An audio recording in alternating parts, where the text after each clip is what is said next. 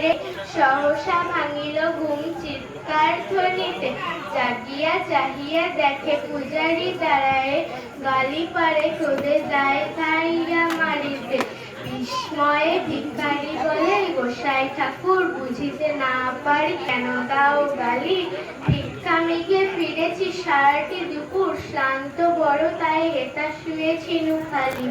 রুশিয়া পূজারি কহে, চুপ বেটা চোর, নির্জাতি জানো না এ দেবতার ঠাই, মন্দিরের অভিমুখে পা রাখিয়া তোর, এটা হলো আরামের ঠাই, কি বালাই? ভিখারি বলে,